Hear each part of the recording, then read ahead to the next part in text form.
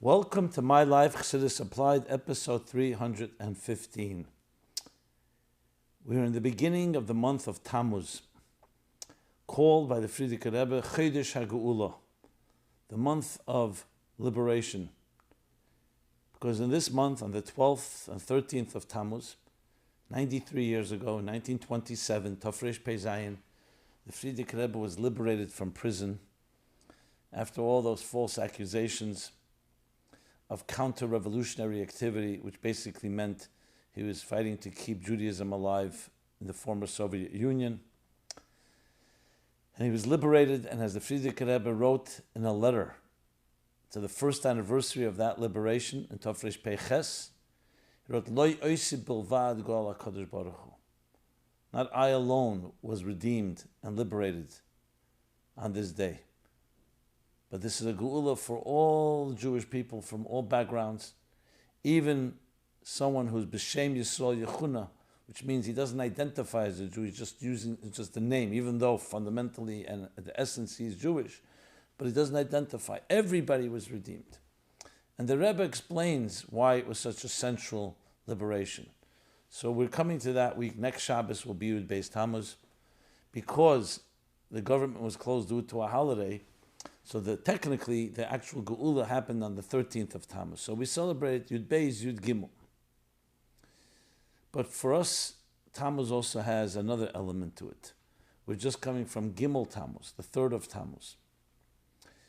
This past Thursday, the 26th year from that dark day when the sun stopped, was silenced.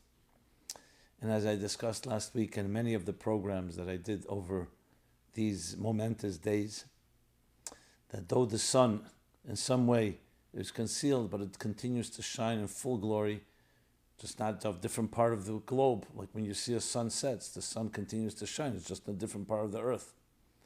In addition, is that the sun continues to give light to the stars, as the Alter Rebbe says in the end of the Biur, the explanation of Ageres HaKedesh 27. And we are those stars. We are those stars. The stars that are the students and disciples and Chassidim, Shluchim, who continue to gain and grow and twinkle in the heavens, even in a dark night, with the light that we've gained from our Rebbe. And at this point, Gimel Tammuz, as a contrast to Gimel Thomas 1927, 93 years ago. Did I say 97? I'm sorry, 97 years ago. 93 years ago. In contrast to that, then the Gimel Tammuz was the day when the Frierdiker Rebbe received notice that he would be commuted, his sentence was commuted from death, Rahman al-Islam, to exile. So at the time, no one knew how it would turn out, but it did turn out that it was the beginning, as the Rebbe calls it, Aschalta de Gula, the beginning of his total liberation. Now, Gimel Tammuz, in our time, we have not yet seen the complete liberation, but we believe with complete faith, and based on history and based on everything we're taught, that everything is for the good. That even though there may be setbacks or concealments or darkness, there is an ending that will be greater than ever. And when you see it in that context, every step toward that ending, toward the end of the story, is also part of that liberation. So may we merit to see that in our immediately in this week, even before Yud Beis Yud Gimel Tammuz. So as we always begin with something that is related to the time, that's why I'm mentioning that. We live with the times. It's also the chapter in the Torah of Chukas-Balak, 2 chapters together. So Chassidus Applied, what is the application? What lessons can we learn from this? So I've discussed Yud Beis Yud Gimel Tammuz and Chukas-Balak in previous years. I always like to give cross-references, so I'll tell you what years they were. In episode 73, 123, 169, 218, 267, and 268. I say that because I learned from the Rebbe that you always need to cross-reference. Everything needs to have sources. So since this subject was discussed. MyLife, thank God, is already now in its 7th year. So every year, this period of time in the year, we discuss this. And you can find these archives all at ChassidusApplied.com, which is now growing and becoming more and more popular website, a repository of all types of Chassidic resources applying Chassidus to our lives. There's an entire section of Samach Vav and an Ayin Beis, and of course these archives, as well as other tools that you can avail yourself of, including submitting any question or comment or feedback right there in a completely anonymous forum. Again, ChassidusApplied.com. You'll also find essays written by people from all over the world over the past 6 years in the essay contest that we run every year annually, where they take a topic, the writers, the essayists, a topic, address a contemporary issue or challenge, and we're using Chassidus to address and perhaps suggest methodologies and interventions. Been a fascinating experience, the contest, and this year we have the contest, except due to the God's plan of the pandemic, whatever that plan entails, things have been delayed, but I assure you, people keep asking, we will make the announcement greater and bigger than ever. We're planning some event, hopefully, and you'll hear from us about that. So we've been consistent, and we've been people of our word, so you can rely that we will deliver, and we will honor and respect all the time and energy that was invested by you who have written the essays, even those who wanted to write the essays, and share that with the public and announce the winners of this year's Tavshin Pei essay contest. Okay. So there are many lessons we can derive from Yud Beis Yud Gimmel Tammuz. The first and most important one is how one man, the Rebbe, the Frierdiker Rebbe, stood up against a formidable Melucha, empire, Soviet Union, with Stalin at its head, right after the revolution. And they were completely doing everything possible to eradicate and repress anything Jewish. There was particular hatred to the Jews. Many of the leaders, and remember, Russia at the time, Soviet Union, was the former Russia under the Tsars, was a center of Jewish life for a long period, for centuries. Some say there were over 10 million Jews by the turn of the century, the 20th century. But then, because it was simply impossible, that's when the first immigration to the United States began, after the pogroms in the early 20th century, the late 19th century. And there was an option, so people began to leave. Millions left. Then there was the second immigration after World War II. Here the Frierdiker Rebbe, who of course was born there, a son of his father, the Rebbe Rashab, who was the son of the Rebbe Marash. So this is Russia, Soviet Union, or Russia this is their homeland. Obviously, Eretz Yisrael is a Jewish homeland, but this is where they were born, where God wanted them to be. So as many people tried to escape, and many rabbis and teachers felt it was impossible, Judaism couldn't survive there, the Frierdiker Rebbe insisted to do whatever he can to keep it alive. He was not going to run to save himself. He was a leader. There were millions of people. And now suddenly everything was shut down. Under the Tsar, there was no forbidding Judaism. They were persecuted. They were terrorized. They were attacked. But there was no official effort to eradicate Judaism. Here, so they lived in poverty. They lived in very dire circumstances. Here, it was a total eradication was the interest of the Soviets, whatever reason. And the Jewish communists were the worst of all, the Yevsektia. So they targeted the Frierdiker Rebbe because he was that undaunting force. And they recognized that as long as he's there, it's going to be very difficult to break the spirit of the Jewish people. So they arrested him with all the different pretenses as an enemy of the Republic, an enemy of the Soviet Union. So what hung in the balance was not a small factor here. Friedrich Rebbe recognized that. He recognized it wasn't just his own private. They arrested him as an individual citizen. Thousands, if not millions, were looking and watching. And the Friedrich Rebbe made that resolute decision that he will not cooperate, that he will stand strong despite the dangers, and he prevailed. That alone is a lesson in life. To prevail when circumstances are maybe challenging but not life-threatening is one thing. So remains an event in history which is really not appreciated by most. Even those that are aware of it, no, it's now, as I said, 93 years later.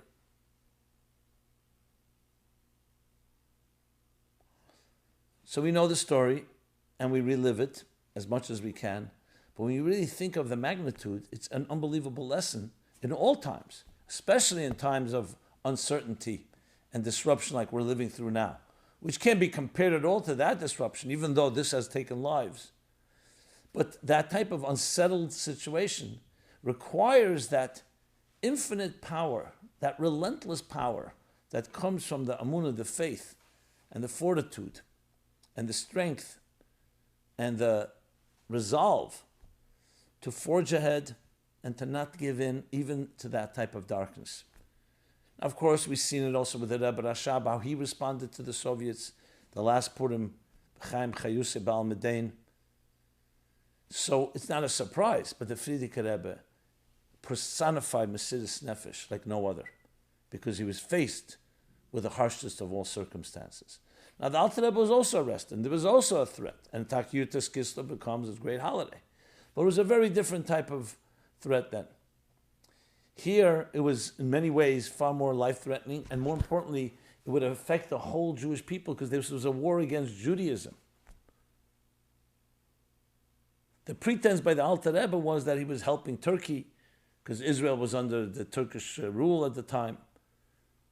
And they discovered these were all false charges. But here, this was what they wanted. They wanted to kill the leader of the Jewish people, the Friedrich Rebbe. So his liberation is not just a liberation of his own, it was a liberation for the Jewish people. The Rebbe even says a liberation for the whole world, because it taught that even in this materialistic world where we have all kinds of distractions, there are things we believe in, and when you stand strong with what you believe, you will prevail. Rahman al-Islam, God forbid, had the Friedrich Rebbe not prevailed. So of course, God is Am Yisrael Chai. The Jewish people will always be here. But who can imagine what would happen? In 1967, actually, in Tov Shel Chav Zayin, the Rebbe said that in the Farbrengen, Yud Beis Tammuz. Why is it so a geula that has such impact? The Rebbe says because if it's something that happened then, there was no one there to take over. The Rebbe was not yet even married to the Rebbetzin. And the whole circumstance was not. It wasn't like everything was a peaceful transition. You'd have a new Rebbe. The Rebbe says it would have ended right there, God forbid. So the magnitude of it is quite powerful, and its lesson to us is powerful. We all have our setbacks, we all have our challenges, we all have our difficulties. And when you come to think of it, some of them are petty in contrast, in comparison. But yet, in our minds, they're big. And sometimes they are serious, and sometimes they are quite formidable. So we take a lesson, and we listen to the story of Yud Beis Yud Gimel Thomas, and we say, the Rebbe didn't just do it for himself, he did it to give us strength, to stand strong, to see it through, and prevail. So it's one of the greatest demonstrations of the power of faith and emunah through history. Is it the only one? Of course not. But especially for Chassidic Chabad, especially in our modern day and age, with an empire like the Soviet Union, which was formidable, which was impossible to imagine how you could pierce that iron curtain, prevailed. And not only that, when you go now to the Soviet Union, the former Soviet Union, what do you find? A renaissance of Jewish life. And you can even trace that the efforts made by the Friedrich Rebbe kept the embers burning. Perhaps low, perhaps not so prominent, but it kept them burning.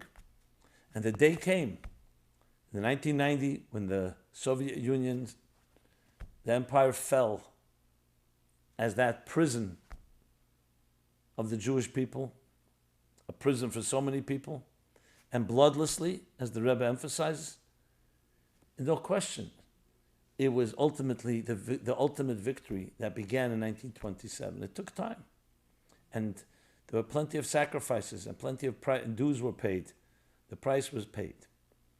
So each of us has our ma'achere mosach habarzel. That's the expression used in the Gemara. It says that nothing can separate between God, the people and their Father in heaven, God, even a mechitza shel barzel, even an iron curtain, which was the name used for the Russia, the Soviet Union, an iron curtain, to demonstrate its toughness, its strength. It's the iron curtain. And it's actually a Gemara, but nothing can separate. It just takes time and takes commitment and devotion.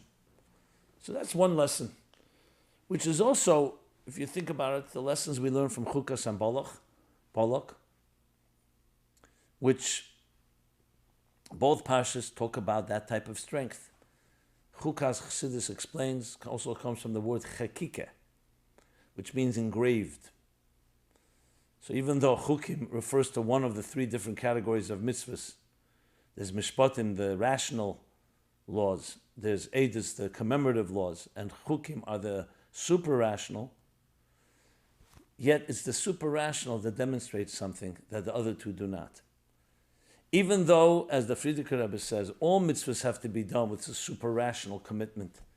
But once it has rationale to it, it doesn't weaken it, but it somewhat dilutes its pure impact.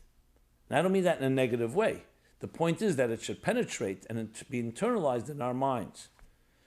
A chukah does because you're doing it only because God said so. There's nothing in your mind that would ever indicate or compel you to do it. That reflects the chekika in the soul, something that's deep and profound. What is chekika?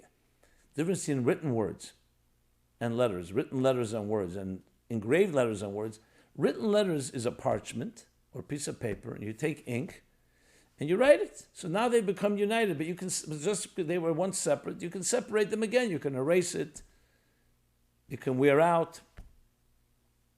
That's why we have to check a mezuzah, tefillin, and sefer Torah. Chekika, once it's engraved in stone, it's part of the stone. The only way to get rid of it is get rid of the stone. It's so part and parcel. It's not two entities, Chassidus explains. So that demonstrates a connection, a devotion that isn't just, okay, I'm doing it and I'm committed to doing it. But me and the thing I'm doing are still two separate entities. This is total, through and through. Because a chekika itself, you could have chekika that doesn't go through and through the stone. There's a chekika like the luches, the tablets that Moshe received at Sinai. That chekika is through and through. And that reflects on total commitment that you can't separate between you and your commitment. This is what the Frierdiker Rebbe demonstrated. Because it could only have been something that came from his core. Because when you're challenged, and it's difficult, you're tortured, that's the test. That's when you see.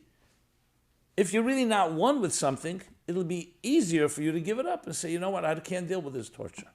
But if it's who you are, then no matter what they'll do to you, no matter what kind of oppression you go through, it's part of who you are. It's like saying, I will no longer love my spouse and my children because someone tortured me. It's part of who you are. The Frierdiker Rebbe was like a fish in water, like the Gemara gives the example, Rabbi Akiva, that you can't separate between the two. Chayenu ve'erich yameinu. This is my life and sustenance. It's not even an option. Tell a story that I heard the Rebbe had a lot of nachas from, that when the Russian Jews started coming out in the early 70s, so the Rebbe encouraged them to visit different Jewish leaders. And two of the Chassidim went to see Rabbi Moshe Feinstein. One was name was Rabbi Notik, I think his and Motl Kazliner. And in the middle of their conversation, Rabbi Moshe Feinstein asked them So how did you endure? How did you endure? It was not 1 day, 2 days. It was years, a whole lifetime of fighting uphill battle, maintaining to be a frum Jew, dealing with such an enemy. Again, as the Rebbe points out, Chananya, Mishol, V'Azariah, it says, Ilmolin Nogdua. If they were challenged, the challenge would have been sustained. Who knows what would have happened? Their Nisayon was a moment. Choose this or choose that, and they chose them to be thrown into the fire. But Ilmolin Nogdua, if there was an ongoing onslaught, assault on their beliefs, we don't know. And here, the Rebbe says, 70 years. 70 years. Close to 70 years. From 1920, or a little earlier, until finally the Iron Curtain broke open. And Jews could celebrate their Judaism there once again. So Rabbi Moshe asked them, Rabbi Moshe Feinstein, how did you endure? So Rabbi Kozliner answered, well, mit fort gehat, we had, after all, had a Purim, a Simchas Torah, a Yutas Kislev. Meaning to say that we had these Yom Tov, we'd say L'chaim, and we were able to transcend our tzaras, our difficulties. And the Renotik said to Ramesh, he said, Abreira hat man gehat. Did we have a choice? And that blew him away. Ramesh. Why? Because there it was okay, a holiday, you had ways to escape the difficulties, to get beyond it. He says, we had no choice. It's like asking we should stop breathing. The demonstration, these are Chassidim, and this all originates from the Rebbe. There's no choice. And the good way, no choice. You're so committed and devoted, it's engraved through and through. Chukas. Which of course explains why in Balak, in Parsha Balak, when Bilam is commissioned to curse the Jews, he tells Balak immediately, these are God's people. They're one. I cannot do anything to them that God doesn't allow me to do to them. And of course, that's what ends up happening. As much as Bilam wanted to curse them, they ended up being blessings, the greatest blessings. And blessings, even the blessings that hint to the Gula Mitis Vashlema. Blessings we say in the davening every day. Matevo Elacha Yaakov. Mishkanesecha Yisrael. And on and on. Because they are one. And you cannot curse a people that are one. But then there's the end of the story, which teaches us how careful we have to be. You want to attack them, you have to get them to become vulnerable. You have to they're the only ones that can weaken themselves. We can't weaken them. And that's when he comes up with a plot to send the Moabite women, the Midianite women, to seduce the Jewish people. And that caused the problems. The lessons in this are so powerful, both collectively and individually. But on a personal level, it comes down to that we have in our spirit such power, more than we can ever imagine. When you look and you read the Rebbe's words, answers, Yechidas, private audiences, Farbrengens, by dollars, the different things, you see a common thread, this constant resolve, this relentless resolve of we can always do it. There's no challenge that we can't overcome. So when it comes to Gimel Thomas, it's easy to see and trace that type of attitude. God should help us. We shouldn't need tzaras to bring out that type of power and strength, but it's there. And I say it also because we're coming from Gimmel Tammuz. It's a challenging day, very challenging day. I don't know if you've seen, but I've done programs, 15 programs just in those 2 days, Wednesday and Thursday, this past Wednesday and Thursday. And I saw the reaction from people, from one part of the world to the next. I spoke at groups, an entire large group in England, in California, everything online today, so you're really international. Whatever you're doing can be seen by everybody. The common thread is that people really respond and resonate, and it resonates with them, that message of total commitment. So Gimel Thomas is a challenge. The Rebbe is physically not here. Perhaps in some ways greater than the challenge that was Yud Beis Yud Gimel Thomas, because the Rebbe was there. Frierdiker Rebbe was there. Yes, it was difficult and it was threatening, but he came out and they had that. Now we don't have the physical Rebbe with us. So it's a tremendous challenge. It's so easy to say, you know what, I give up, or I don't have to have that same type of drive. But I say to you, and I say to myself, the contrary. The true sign of devotion is not when everything is shining. It's when the night settles in, after the sun sets. And what will happen then? So it can go pitch black, or the stars emerge. The sparkling, twinkling, glistening, glittering stars. We are those stars. And now is our time to demonstrate the true power of the sun. Pnei Moshe ke pnei Chama. The face of Moshe and the Moshe of every generation is like the face of the sun. But the sun continues to shine. It's just in a different way. As in the manuscript that I publicized, that actually comes from the Moscow archives. The Mittler Rebbe says the sun shines in two ways. By day it shines directly, and by night it shines indirectly, through us. So on the contrary, we have a far stronger and greater responsibility to demonstrate that after thousands of years, thousands, from the beginning of our long marathon, our history, and through everything we've gone through, as Yud Tammuz, Gimel Thomas, another milestone, watershed moment, and then finally our Gimel Tammuz, that we will continue to fight. I'm talking about a spiritual fight. We will continue to forge ahead.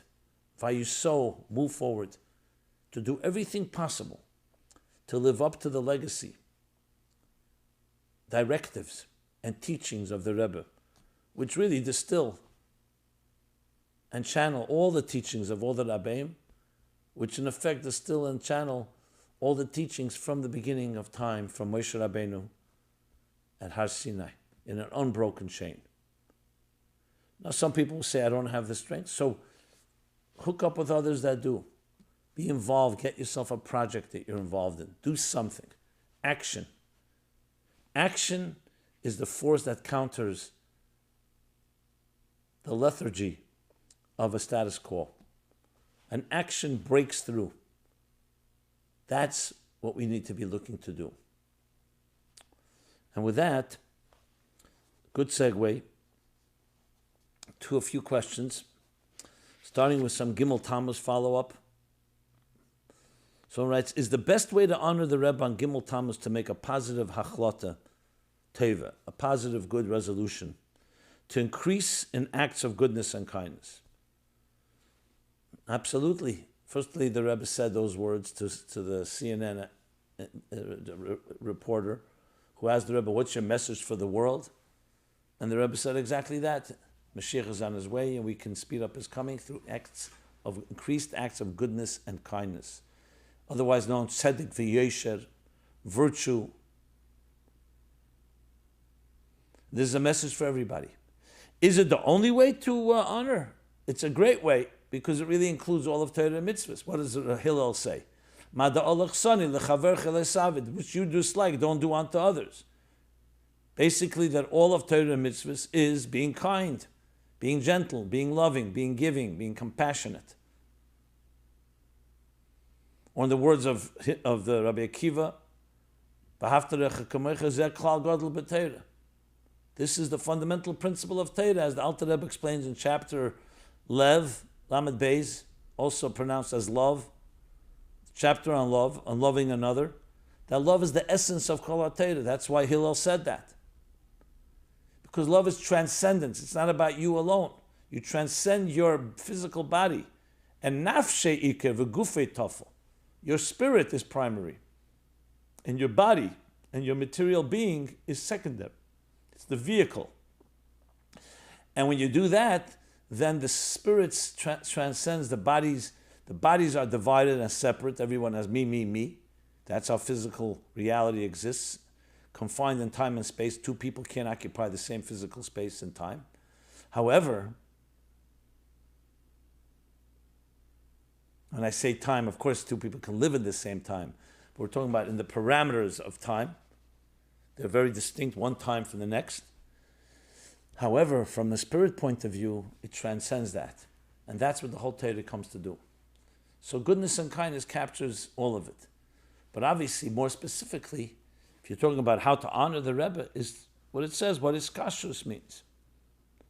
To honor the Rebbe by learning his teachings, his Torah, by following his directives, and above all, the primary directive of the Deir HaShvi, to help do everything you can, to bring the Geula Amitis Vashlem. Another person asks, how can we know if on a personal level we have made a successful connection with the Rebbe? I think the answer is obvious. The Even HaBoichen, the litmus test of everything is, what did it yield? What fruit did it bear? The Rebbe would often say that if you speak, and sometimes he would say it harshly about himself, which we all did not like to hear, if you speak and nothing comes of it, it does not have an impact on people in a way that they are driven to action, it's dvarim betelim, wasted words, empty words. But the Rebbe, this was a very painful experience, because that was his whole muchus of the Rebbe, was to direct, to guide, and nosi, to motivate. So the Even HaBoichen, you want to know, how do we know if you're a successful connection? Comes down to what you're going to do a moment later. You can sit at a farbrengen and be inspired and say l'chaim and sing songs and listen to stories and tell stories, and a true inspiration. But inspiration dissipates. The language of Chassidus, Eres need kalim. You need kalim. The true test of a real experience is what happens a moment later. What happens the next day, the following days. That's where you see the commitment. So inspiration is relatively easy. Maintenance is the challenge. Maintaining it. And not just maintaining it, but letting it grow further and further. You talk about Gimmel Tammuz. To stand and dance with the Rebbe Simchas Torah, or listen to the Rebbe blow shofar in Rosh Hashanah, or participate Yom Kippur in the davening and then the Rebbe's dance at the end, or the brachas on Erev Yom Kippur. And I'm just using the highlights of the Yomim Neroyim and Sukkos, Simchas Torah. Or in general, Shabbosim, Yom Tevim, the weekdays. So we were lifted on the arms and the wings of the Rebbe. It was easy. All you had to do was show up. You didn't have to work hard at it. You were just lifted, carried. But then when the sun sets, from our perspective, not from the sun's perspective, not from other parts of existence perspective, the sun begins to set. You know what happens then? Then you see the cracks begin to emerge. What do you look like when the sunlight is not shining in your face, not shining and consuming and saturating everything around it? When the sun sets, you start seeing. And that's when the real test is. Will you be a star that shines? Will you continue? Now you have to do something with your own initiative. Of course, it's with the keiches and the strengths that the Rebbe blesses and gives and continues to give. Malahalan emedim mishamish, afkanu emedim mishamish. Just as then he stood upright and served as a leader, so too now. But now you have to prove it's like you're not sitting in front of the Rebbe in his presence. What will you do when you are, so to speak, kavyochel, on your own? We're never on our own. But in any revealed way, it's on our own. Same question like what Chassidus says about the tzimtzum arishin. God concealed the divine energy in order to allow for independent consciousness to emerge. That independent consciousness is all of us. It would evolve level by level until it became this yesh hagashmi v'chumri, like the Alter Rebbe says in Tanya Perek Lamed Vov, tachtenim, not in space, the lowest, but in gili, the concealment after concealment, till we live in a world Moli klippers with sitra achra, filled with all kinds of negative energy, corrupt energy, toxic energy, to the point that you could say, Aniva Afsiye, that's me and nothing else. It's all about me. The essence of egocentric life, self-interest, drives you. And that's the place that God wants you to transform. So the essential principles are there. Whatever Gimel Thomas represents, is, in concept, is already the Tzimtzum Addition. Except now it's very immediate and very real to us in a personal way. The light is shining. There's no room for another approach. All you have is divine consciousness. Now there's a concealment. The sun is concealed. The divine energy, Ein Sof, is concealed. What are you going to do? What am I going to do?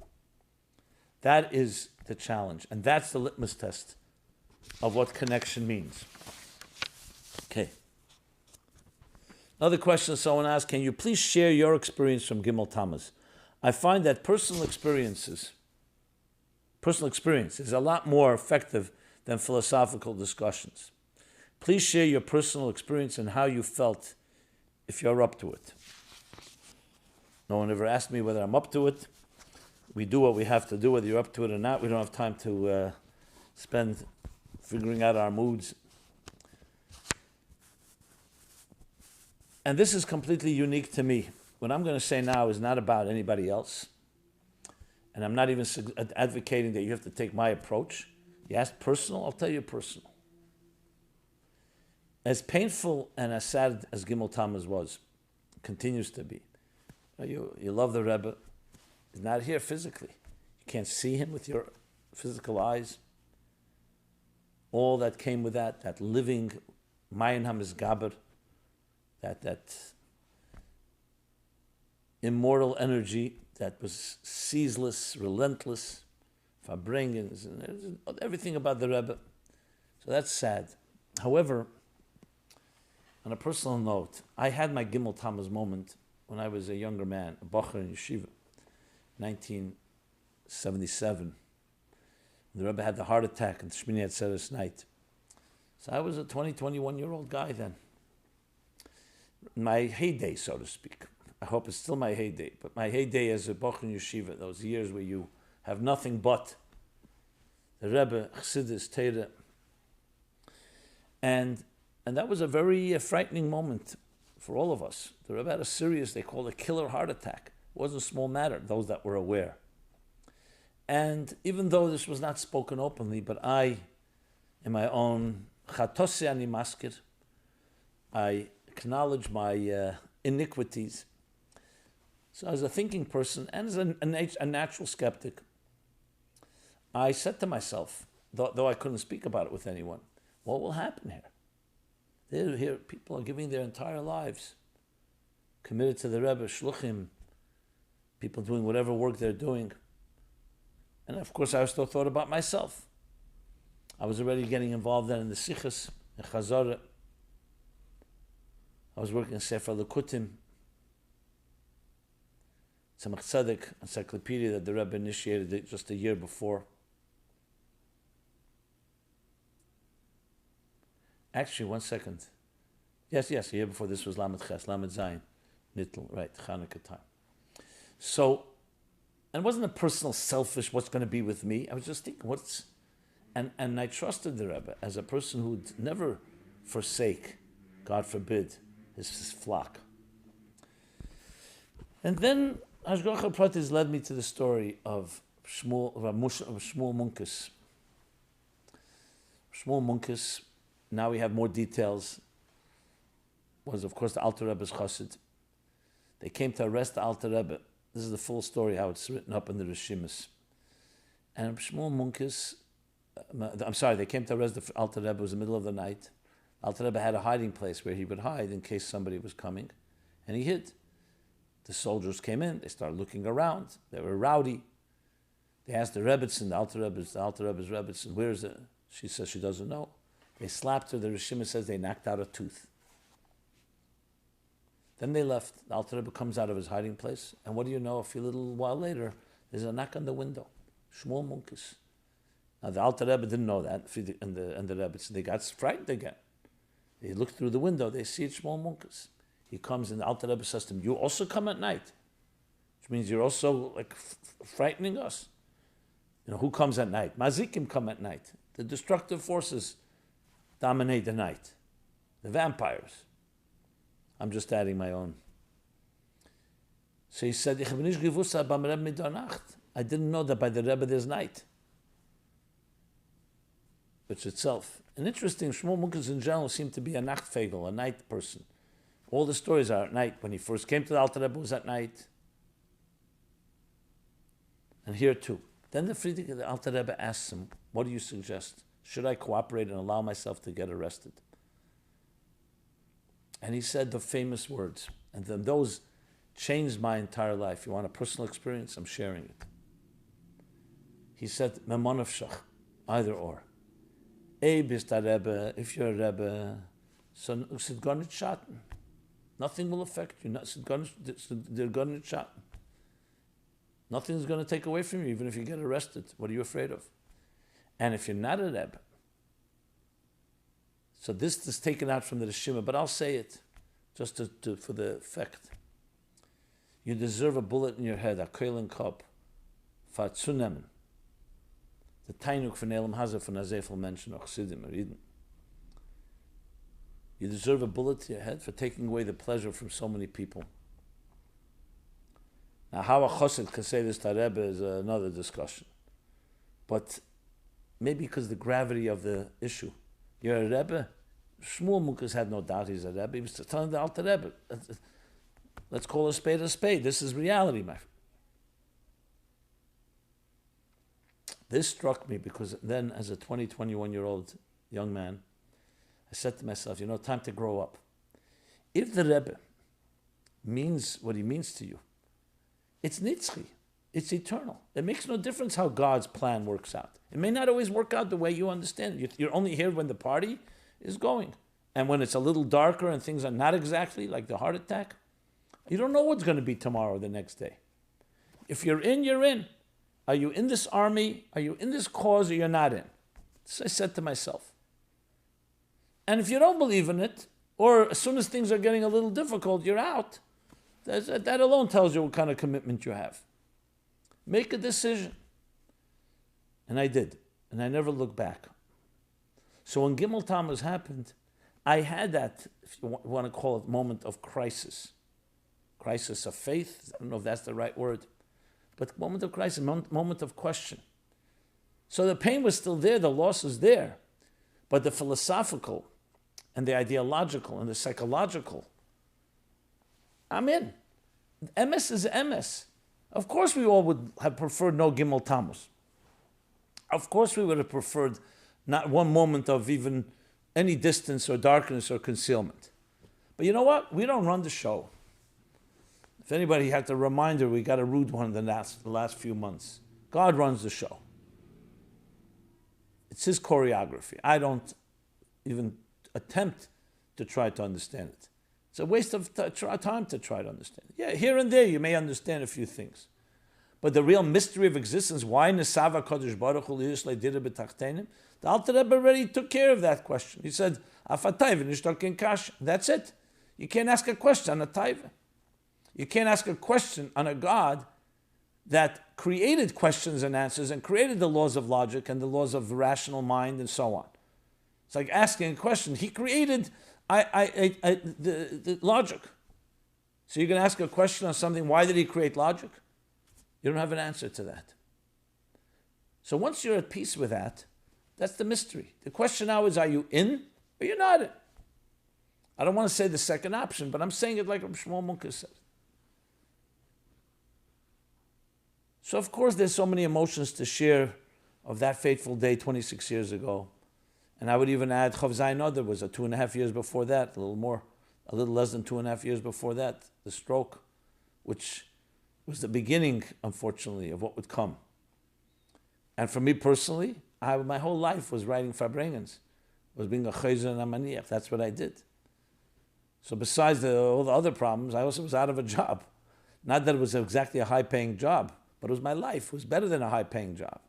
It's my labor of love. My whole life was orbited around the Rebbe schedule. When he farbring, when he didn't farbring. The whole week was followed that. And then preparing in the deadlines to give it into the Rebbe for editing and all the excitement and the euphoria, which is another discussion. Of course I miss all that.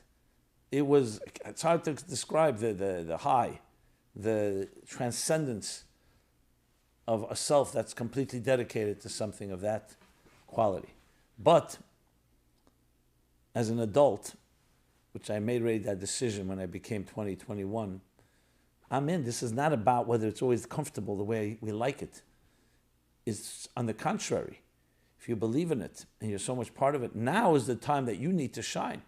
You need to rise to the occasion.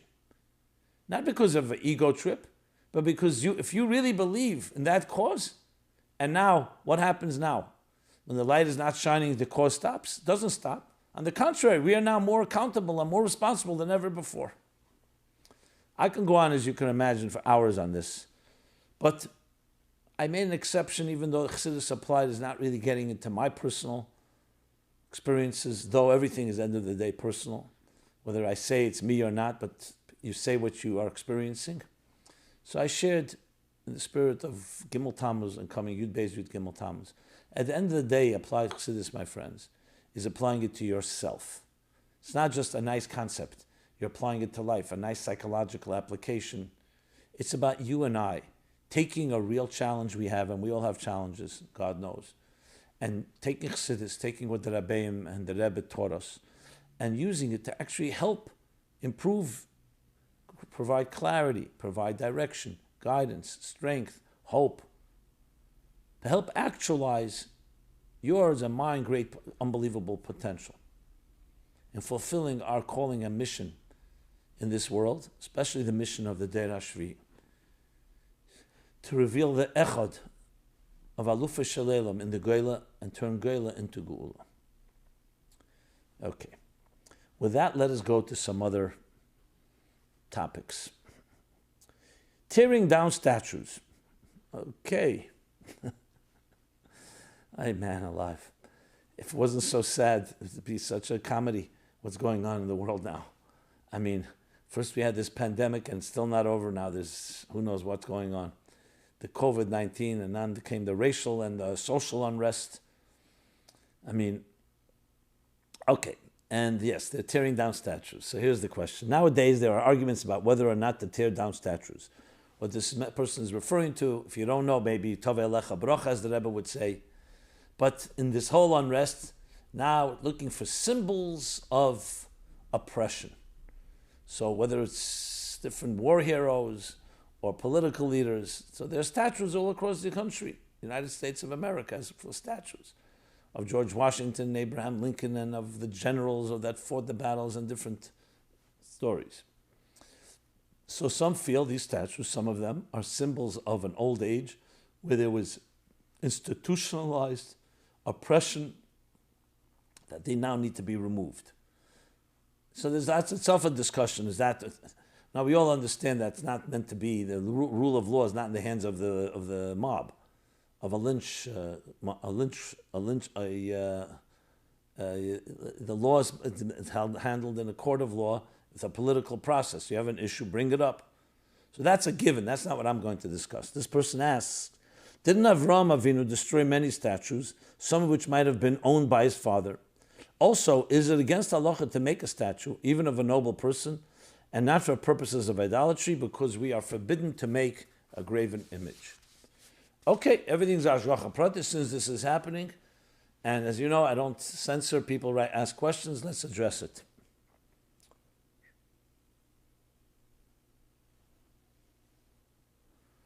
Well, first of all, yes, correct.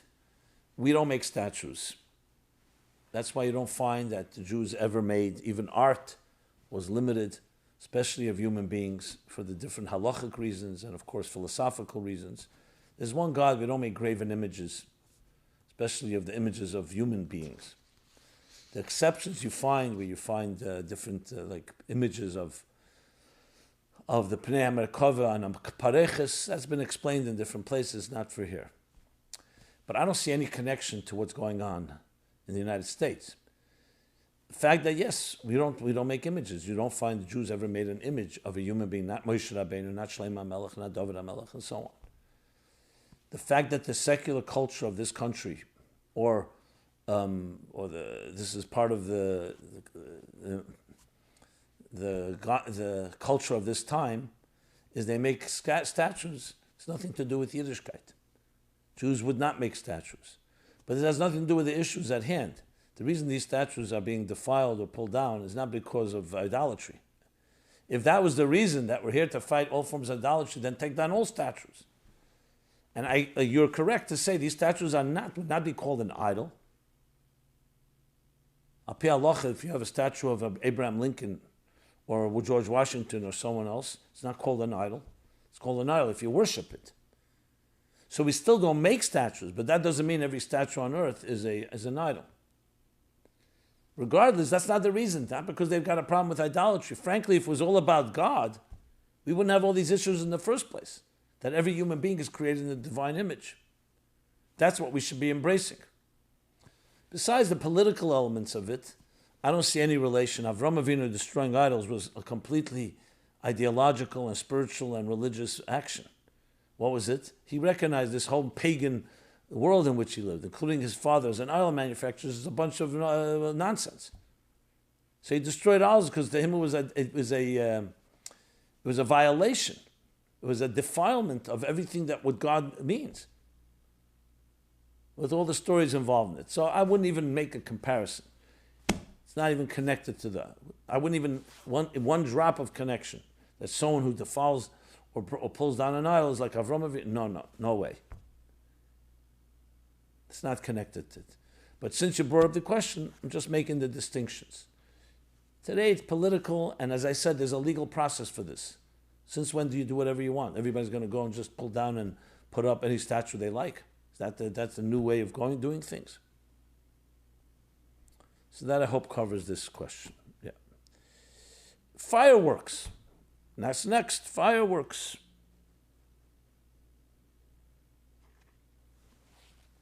If God, so let me just say what's been happening here in this part of the world, in New York and Brooklyn.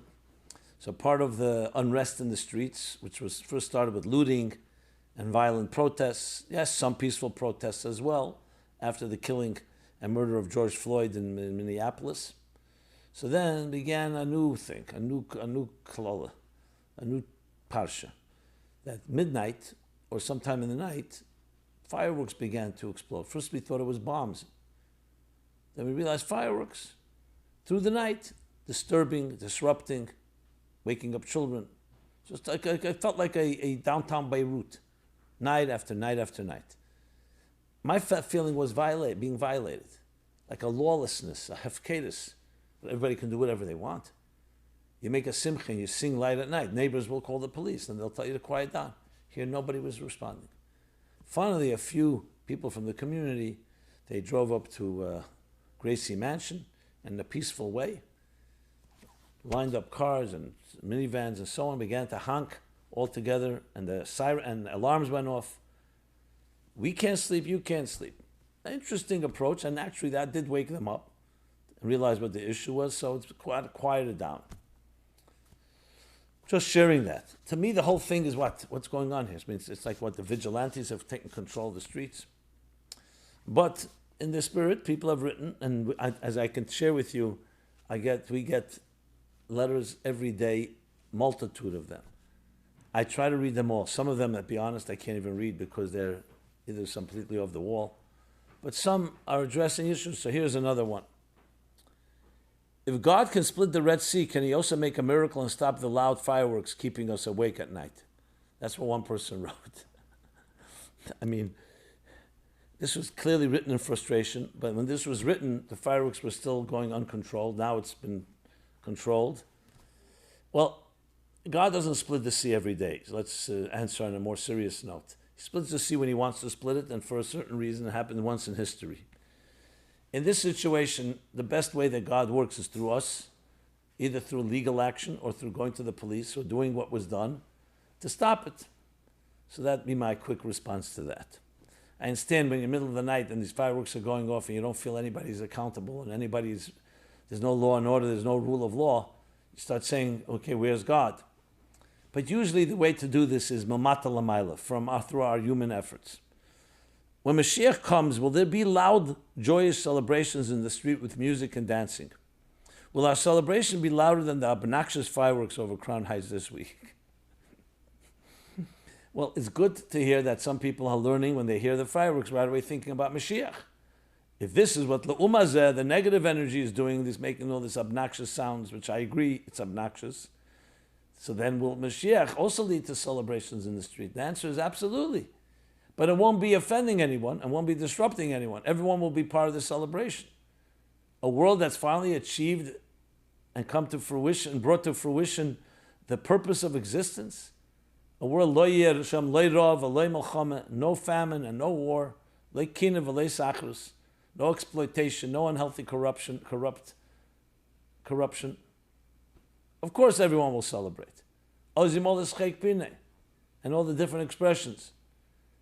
I don't know if we can say it's going to be fireworks in the middle of the night, because I don't know if that's called celebration. That time could be just, there's a Torah way, a godly way to celebrate, and definitely will be great celebrations. So there you got a little taste of some of the, let's call it the more bizarre elements of storylines growing out of the conditions that we're all going through these days. Okay. Should I move? So I did a program this last Mitzvah Shabbos, which you can find online. And I encourage you, this is a good time to make an announcement.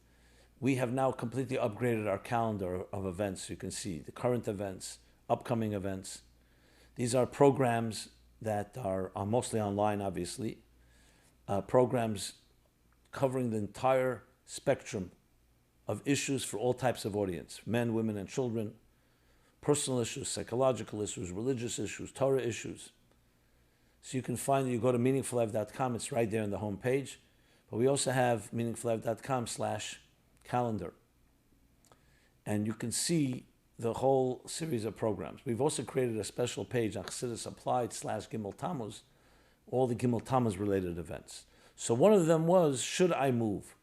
Because this is a question that has come up in the last few months in a much more serious, came to the top of the list of people, should I move? There's disruptions, my job is in question, or the issues with the racial tensions. So I did a whole program with a panel, and you can check it out, should I move? So as I said, available on our site, you can find all the links. So someone's writing, regarding tonight's talk on should I move, I would like to point out that unless the brakes are put on the powers that be who accelerated the housing crisis and the tuition crisis for those of us who aren't Geza, okay, that's a personal jab, it's not going to be doable for families to stay here. Even though it's better for us, for my marriage, to stay in town, I recognize that it's better for them to be able to buy a home. So I encourage them to look for opportunities out of town. As I discussed, as well as my co-panelists on that program, Should I Move? It's far more nuanced because there are many questions one has to ask. We definitely do never want to move and run from fear or panic. It's not the Torah way, and it's not a healthy way. You have to deliberate and consider all factors, including what's good for you, for your spouse, for your children, if those are your circumstances, what role you're playing in the community. Will it really be better where you're going? And best to do this with an objective, trusted mentor or someone you can talk to, because they won't have the subjectivity that you may have. And we have many guidelines regarding this, and I don't want to go over them because they're all in that program.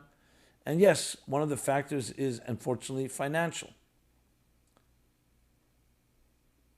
where you can either afford or you can find something much bigger or better, more convenient. But remember, life isn't driven only by financial. There's other factors as well. So again, I'm not going to go through the details, but thank you for that comment. The next question. Why do so many people not get it? Okay. That's a good, interesting question. Let's read the details. Dear Rabbi Jacobson, may I respectfully suggest that we are indeed defined by the events that happen to us, our choice as to how we choose to craft the definition. This past week has been traumatic for me as I recall the events of the pogrom. As far as I'm concerned, both the black community and the police, from the superiors, beginning with then President Bush to Governor Mario Cuomo, to Mayor David Dickens, all of whom could have cared less and what happened to our Jewish community here in Crown Heights, referring to the summer of 1991, when tragically Yankel Rosenbaum was killed in cold blood. Last night at 10 p.m., when at least 1,000 protesters passed my corner at President and Utica, I simply could not believe how stupid, how thoughtless, and beyond to let marchers cross such a hot spot that could have easily exploded into major danger for the community, God forbid.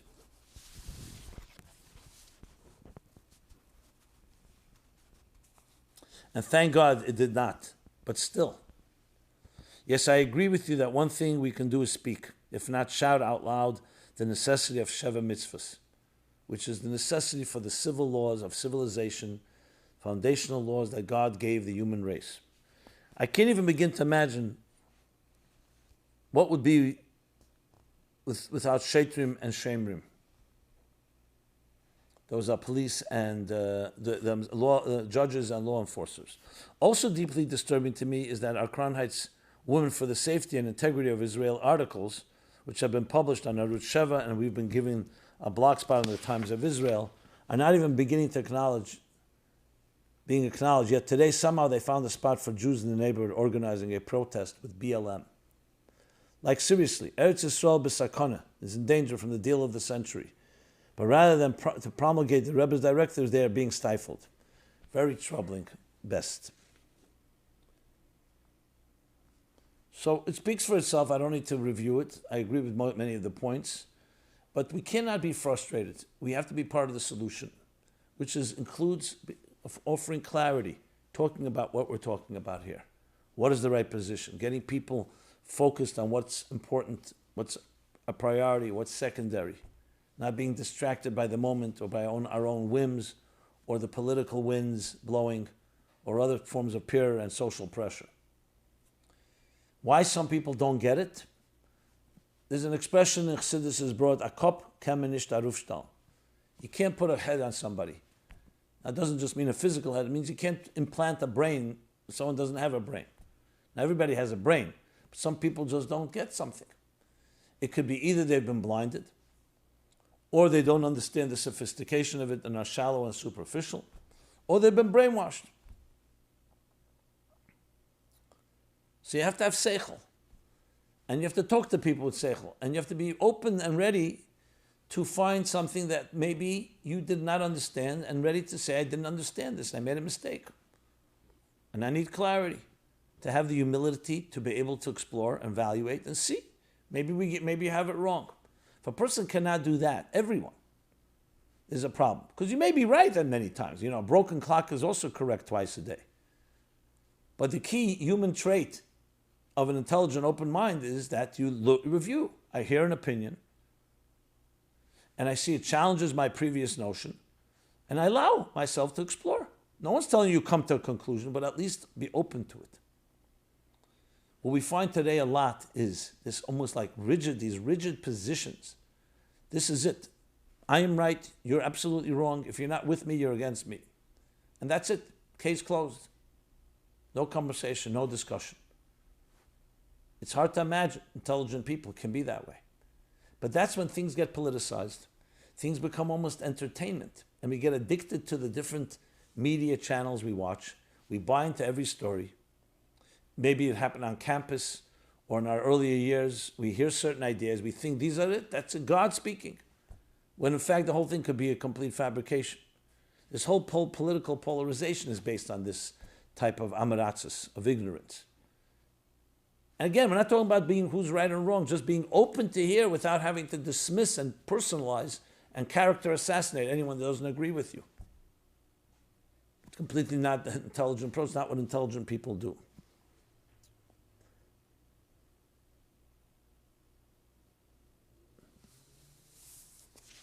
Now, I have more on this topic, but I think I'll leave this for hopefully next week. Let's see what else we can do here in this limited time. Oh boy.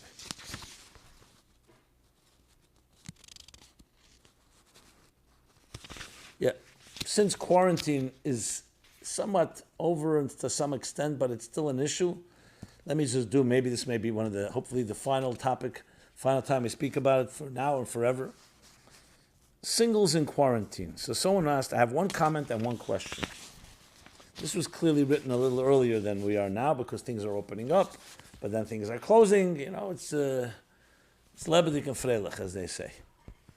As far as quarantine goes, it's much more difficult for singles because those with families have the members of their family to be social and interact with. Rabbi Jacobson, can you please give a bracha that all those singles who sincerely want to get married for the proper reasons should find a shidduch right away with no obstacles and should have healthy children and good parnasa, livelihood. I'm putting money into tzedakah as I write this question to make a keli for your forthcoming bracha. So let me respond to that first, then I'll get to the question. Birchas hedyet, whatever it's worth, I give my bracha, schus of my work, schus of the work of working for the Rebbe, in doing whatever possible to publish, to produce, and to disseminate the ideas based on Torah and Chassidus that gives us strength, and that's schus. May you and every single be blessed that the channel should open up with the least amount of aggravation to finding your bashert, your soulmate. Regardless of the conditions we're in right now, there's a neshama for each person. Every person that came to this earth has a neshama waiting. And God should bless, not just finding, but being wise enough that you should have the wisdom to not let any of your own emotional obstacles or issues get in the way. Sometimes you meet the person Hashem sends, but you need to also be receptive to it. So my bracha is a twofold one. Hashem should send that person to you, and you should be receptive and not block that blessing from entering into your life, God forbid. It should happen now. We should have many, many simchas this year, and brachas, and families that are born, children born in the sacred union of a kedushin, of a marriage. And it says, Ad sheyichlu kol neshama shebeguf ein ben David bo. So one of the things that causes Mashiach to come is when more neshamas come into this world, as the Rebbe emphasized a number of times. And we'll say amen to that. And I said, please invite me to the wedding, whatever type of wedding it may be, under the circumstances. Again, there's a lot of creative, innovative ways that people are celebrating. That's the bracha. A question I have, the question I have is, for over 25 years I've been davening for a shidduch. I have traveled to the Kotel, to Kivrei Tzadikim, all over Europe to daven there too, but so far it hasn't worked out yet. I have a job. Nobody makes the bracha Mishan Habrius when they walk past me, so that's not the problem. That's the blessing you make when somebody is like different. Okay? What can I add to my davening or daven differently in order that God should accept my prayer and answer positively? Thank you. Being that I don't know who you are, I don't know all the details, it's hard to answer because maybe something, if we spoke, I could perhaps identify something. But I would say one of the first things you can do, everybody can do, is get another opinion, which means, Ein chovesh mater satzme. If you've done everything you believe you've done, and there's no reason to say you haven't, we need to see, is there another perspective? Because a person cannot see everything. You may not even see what you're doing that may be undermining. And I'm not pointing fingers. You know, God, everybody has their challenges. And God should help and just break it through, as I said before. But you ask me what can be done? It's getting someone who you trust and cares about you to look at your situation and maybe suggest something different. But you have to be receptive to that. Daven differently, you could keep saying to Hashem, look, I don't know what it is, but you do know. Like we say often, that give us, please bless us with things that we don't know that we need, but you know that we need. So I would add that dimension as well, because that will cover on areas that we may not be able to identify ourselves.